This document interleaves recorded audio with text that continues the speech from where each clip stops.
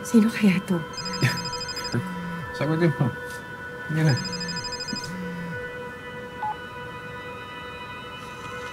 Hello? Christy. Jordan? Christy, tulungan mo ako. Jordan, nasaan ka? Pupuntahan ka namin ngayon din. Christy, tulungan mo ako. Jordan, naririnig mo ba ako na nasan ka? Sabihin mo kung nasan ka. Christy. Jordan, teka lang, putol-putol kasi medyo mahina yung signal. Hindi ko maintindihan yung sinasabi mo. Delikadong ginagawa mo, Shaira. Hindi mo pwedeng i-detain si Jordan against his will. Doktora, asawa ko si Jordan at hindi krimen ang ginagawa ko. Oh, well, basta labas ako dyan, ha? Fine.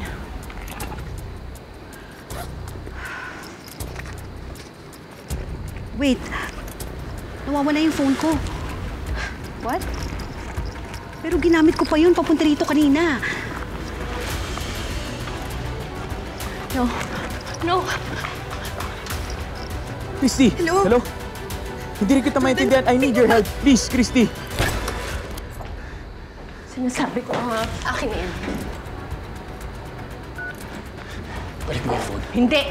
Shaira, balik mo sa akin yung telepono, please. Hindi. Bakit hanggang ngayon si Christy pa rin? Jordan! Jordan! Teka lang. Oy, Christy. Kailangan natin siyang puntahan. Kailangan natin puntahan si Jordan ngayon din. Kailangan natin siyang puntahan. Oo. Kumalma ka. Sandali lang. Kumalma ka. Kumalma ka. Anong sinabi ni Jordan? Sir, napakasama mo. Hindi mo ko pwedeng ikulong dito. Baka wala mo na ako. Baka pwedeng itigil mo na itong kasama na to, please. Ikaw ang masama. Ikaw ang walang utang na loob. Pagtapos sa lahat ng ginawa ko para sa'yo, halos ibuhis ko yung buhay ko, maligtas ka lang. Jordan, lahat ng oras, pera, pagmamahal, ibinigay ko na sa'yo! Pero hindi mo pa rin ako masuklian! Ha? Hanggang ngayon si Christy pa rin!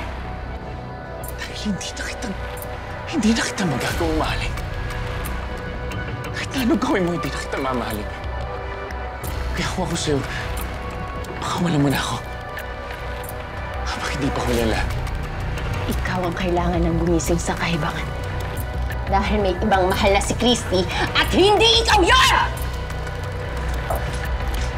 Shaira!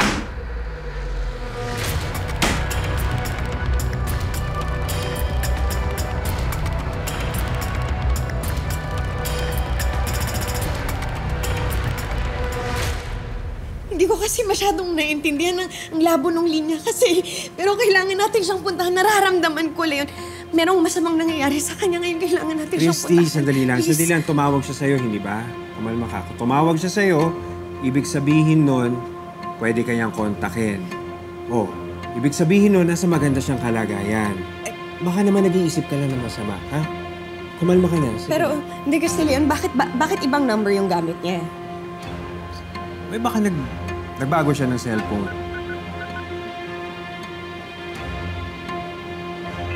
Hindi ko na siya makontak ngayon. Upo ka. Upo. Wala na, oh.